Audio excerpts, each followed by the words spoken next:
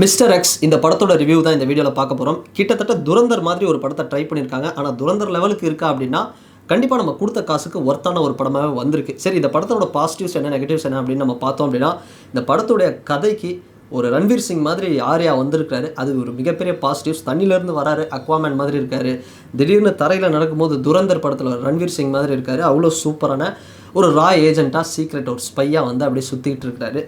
ஒரு ஆப்ரேஷன் ஒன்று நடக்குதுங்க. இந்த மிஸ்டர் எக்ஸ் அப்படிங்கிற ஆப்ரேஷன் தான் இந்த கதையில். இந்த மிஸ்டர் எக்ஸ் யார் அப்படிங்கிறது தான் ஸ்டார்டிங்லேருந்து கிளைமேக்ஸ் வரைக்கும் ஒரு ட்விஸ்ட் அப்படிங்கிறது. அதுதான் இந்த படத்துக்கு ஒரு மிகப்பெரிய பலம் அப்படின்னு சொல்லலாம். ஸோ பாசிட்டிவ்ஸ் பார்த்தோம் அப்படின்னா, ஒரு சினிமாட்டோகிராஃபி ஒரு ஹாலிவுட் படத்துக்கு என்ன ஒரு ஸ்டாண்டர்ட் இருக்குமோ அந்த லெவலில் ஒரு தமிழ் படத்தில் பண்ணியிருக்காங்க. கண்டிப்பாக நான் வந்து மனிதன் தெய்வமாகலாம், அப்புறம் வாழா 2 இந்த படத்துக்கு தான் போகலாம் அப்படின்னு நான் நினச்சேன். பட் இந்த படத்தோட ட்ரெய்லர் பார்த்ததுக்கப்புறம் தான் தெரிஞ்சுது ஒரு நியூக்ளியர் வெப்பன் பேஸ்டான ஒரு சப்ஜெக்ட்.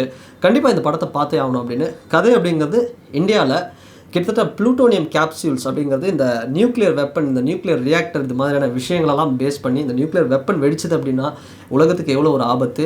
இதில் ஒரு 6 கேப்சூல்ஸ் அப்படிங்கிறது மிஸ் ஆகுது. ஒரு 8 கேப்சூல்ஸ் அப்படிங்கிறது மொத்தமாக.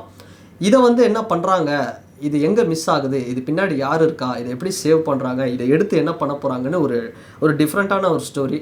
அப்படியே ஒரு ஹிந்தி படம் வாரு, அப்புறம் ஒரு துரந்தர், இது மாதிரியான ஒரு கதை, யூஆர்ஐ சர்ஜிக்கல் ஸ்ட்ரைக், இது மாதிரி ஒரு படம் பார்த்த ஒரு ஃபீல் கண்டிப்பாக இந்த படம் தருது. அதுக்கப்புறம் இந்த படத்தில் ட்விஸ்ட் அண்ட் டர்ன்ஸ், ஸ்டார்டிங்லேருந்து எண்டிங் வரைக்கும் ட்விஸ்ட் அண்ட் டர்ன்ஸ், இது வந்து ஒரு மிகப்பெரிய ஒரு பாசிட்டிவ்ஸ்க்கு இந்த படத்துக்கு. அதை தாண்டி ஒரு விஷயம், ஸ்டார்டிங்லேருந்து எண்டிங் வரைக்கும் இந்தியாவில் நடந்த நிறைய விஷயங்கள், டேட்டா.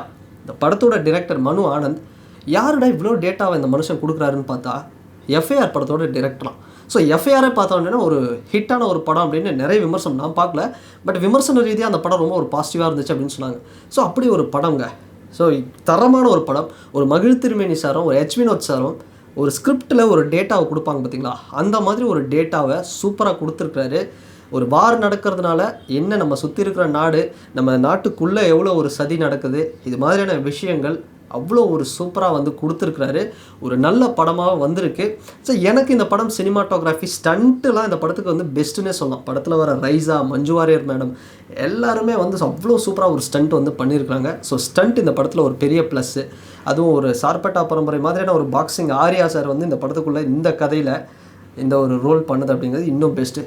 ஸ்டண்ட் அப்படிங்கிறதுக்கு இந்த படத்துக்கு ஒரு பெரிய கிரெடிட்ஸ் கொடுக்கலாங்க. ஸோ மியூசிக் திபு நினத் தாமஸ்.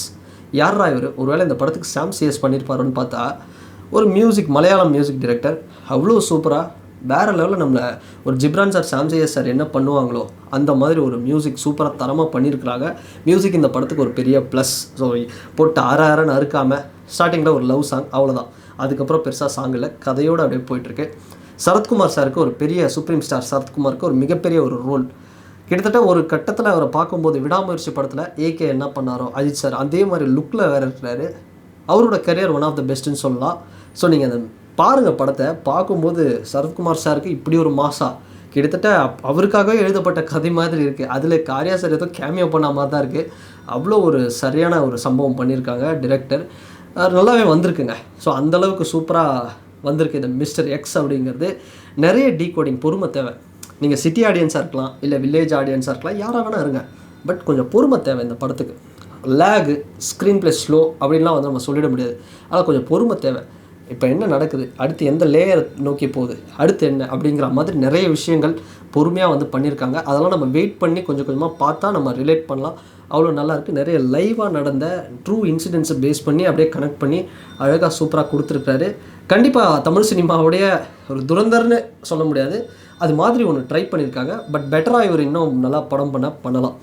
சரி, நெகட்டிவ்ஸ் என்ன அப்படின்னு பார்த்தோம் அப்படின்னா, ஆல்ரெடி நிறைய படங்கள் நம்ம பார்த்த மாதிரி சில விஷயங்கள்.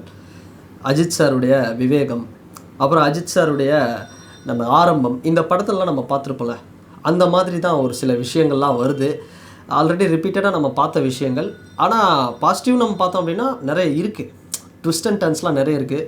குறிப்பாக கௌதம் கார்த்திக் அவரோட ரோல் அப்படிங்கிறது ஒரு 7ஆம் அறிவில் டாங்லி என்ன ஒரு சம்பவம் பண்ணுவாரோ அந்த மாதிரி ஒரு மிரட்டியிருக்கிறாரு. அவருக்கும் ஆர்யாவுக்கும் நடக்கக்கூடிய அந்த ட்விஸ்ட்டு, அந்த கிளாஷு, அதுக்குள்ளே அதுல்யா ரவிங்கிறவங்க வர்றது, இதெல்லாம் ஒரு மிகப்பெரிய ஒரு பாசிட்டிவாக இருந்தாலுமே மஞ்சு வாரியர் மேடம் ஒரு மிகப்பெரிய பாசிட்டிவ் இந்த படத்துக்கு. காளி வெங்கட் சாரோட ரோலாக இருக்கட்டும், இதெல்லாமே வந்து சூப்பராக அப்படியே வந்துச்சு. பட் இதை தாண்டி நான் நெகட்டிவாக பார்க்குற விஷயம் என்னென்னா, ஏன் இப்படி ஒரு கதையில் ஒரு அஜித் சாரையோ ரஜினி சாரையோ அப்ரோச் பண்ணி ஒரு பெரிய ஒரு ஹீரோவை உள்ளே கொண்டு வந்திருந்தா இந்த படம் கண்டிப்பாக ஆடியன்ஸ் இன்னும் லெவலில் புல் பண்ணியிருக்கோம். ஒரு 500 கோடி வசூல் பண்ணியிருக்கோம். ஒரு 400 கோடியிலேருந்து 500 கோடி வசூல் பண்ணியிருக்கோம். அதை ஏன் பண்ணலை? ஸோ அதுதான் ஒரு மிகப்பெரிய ஒரு மைனஸாக நான் பார்க்குறேன். ஏன்னா ஆர்யா தானே, சரத்குமார் தானே, கௌதம் கார்த்திக் தானே அப்படின்னு இன்னமும் நமக்குள்ளே ஒரு டிஸ்கிரிமினேஷன் இருக்குது. எல்லாரெல்லாம் வந்துட மாட்டாங்க. ஒரு வெள்ளிக்கிழமை ஃபர்ஸ்ட் ஷோ இன்றைக்கே வந்து ஹானஸ்ட்டாக சொல்லணும், நிறைய இடத்துல வந்து காலியாக இருந்தது சீட்ஸ். அது காரணம் என்னென்னா அந்த புல்லிங். ஸோ இப்படி ஒரு கதையை கொண்டு போய் ஒரு மாஸ் ஹீரோக்கிட்டே கொடுத்துருக்கலாம், இல்லை விக்ரம் சாராவது இவ்வளோ கொண்டு வந்திருக்கலாம், சூர்யா சார் மாதிரி ஆட்களை கொண்டு வந்திருக்கலாம். அதை வந்து இந்த டிரெக்டர் பண்ண தவறினாலும் ஒரு டிரெக்டராக ஒரு நல்ல கண்டென்ட்டாக செம்மையாக கொடுத்துருக்குறாரு. அதுதான் உண்மை.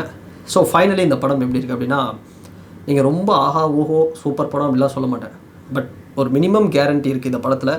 நிறைய விஷயங்கள் சூப்பராக ஒர்க் பண்ணி ஒரு ரைட்டர் ஒரு ஸ்க்ரீன் ரைட்டிங்காக இருக்கட்டும் எல்லாமே செம்மையாக பண்ணியிருக்காங்க. பட் நீங்கள் கொடுக்குற ஒரு 150 ருபீஸ் 200 ருபீஸ்க்கு இந்த படம் அப்படிங்கிறது கண்டிப்பாக ஒர்த்து, உங்களுக்கு செம்ம ஒர்த்து அப்படின்னே சொல்லலாம். ஒரு ஹாலிவுட் படம் பார்க்குற மாதிரி விஷுவல் ட்ரீட்ஸ் இருக்கும், கண்டிப்பாக ஒர்த்துங்க. ஸோ நான் அதுதான் சொல்கிறேன், செம்ம பிளாக் பஸ்டர் வேறு லெவல் அப்படிலாம் சொல்ல. கண்டிப்பாக ஒரு ஆவரேஜ் படம், ஆனால் உங்களை எந்த இடத்துலையும் வந்து உங்களை போர் அடிக்க வைக்காது. பட் ஒரு நல்ல படம் பார்த்த திருப்தி அப்படிங்கிறது உங்களுக்கு கொடுக்கும். ஸோ அண்ட் ஃபைனல் இந்த வீடியோ பற்றின உங்களுடைய கருத்துக்கள் என்ன அப்படிங்கிறது இந்த கமெண்ட் செக்ஷனில் மறக்காமல் பதிவிடுங்க. அண்ட் வேற ஒரு வீடியோவில் வேற ஒரு கான்டென்ட்டில் நான் உங்களை பார்க்குறேன். பாய்.